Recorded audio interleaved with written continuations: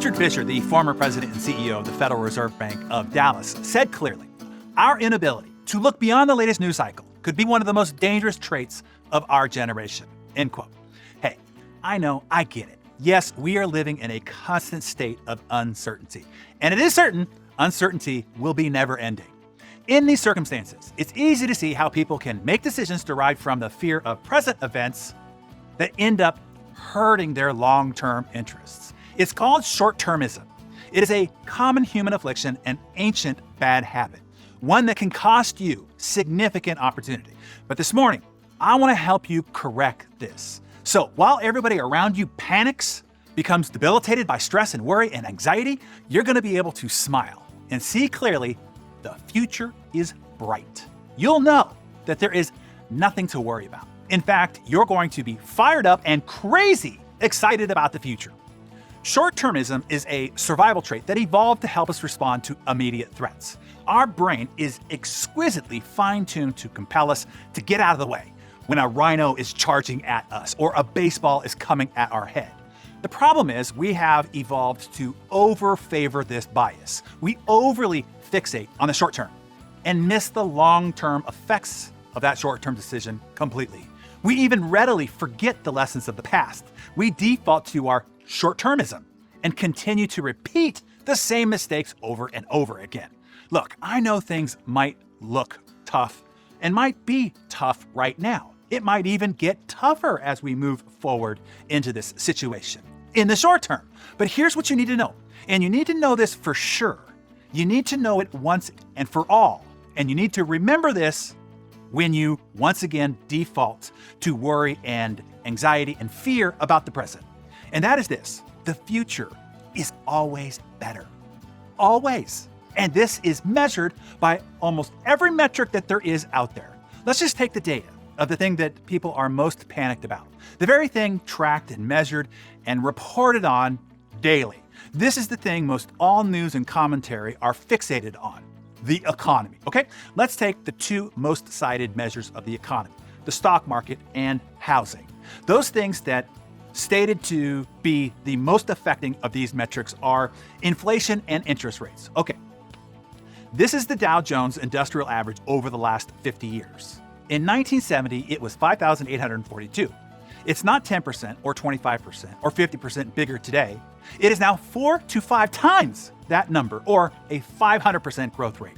Do you know how many panicky news reports came out during that period? The tens of thousands of radio and television and newspaper hours and the online commentary, all winding you and your worry and fear up, all the while everything just kept getting better and better. Look at the line between the 2 points. It's nothing but better and better over the long term. It points to only one direction, and that direction is up.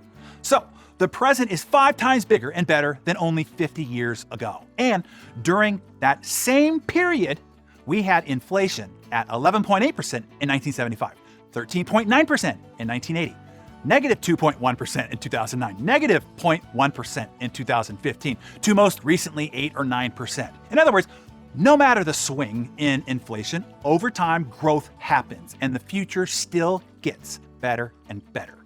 Look at straight GDP. In 1970, it was 1 trillion. Today, it is 23 trillion. That's 23 times bigger and better. It's even up per capita from 5.2 billion to 69 billion. That's 14 times bigger and better. Now, look at the annual change. In other words, over the short term. It's up and it's down, but both metrics over the long term are up, not just a little, 14 times and 23 times. Are you catching on here?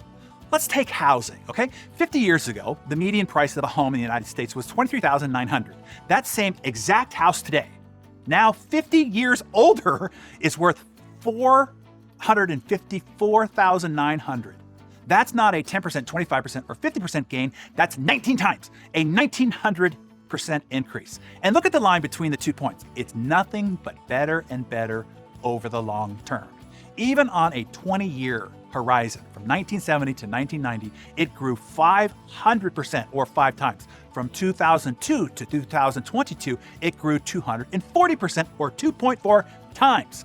And during that same period, We've had 30-year fixed interest rates at 7.4% in 1972, 16% in 1982, 8.3% in 1992, 6.5% in 2002, 3.66% in 2012, to most recently 4.9%.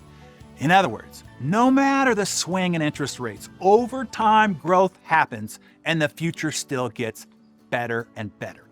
Are you following me here? Here is what I am preparing you for. Yes, the next little while might be tough. Things will look down. Things will actually go down, maybe.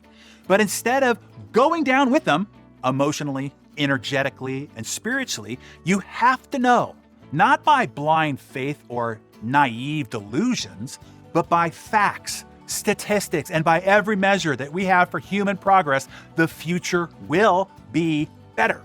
What is exciting is we are living in the greatest time to be alive in the history of humankind.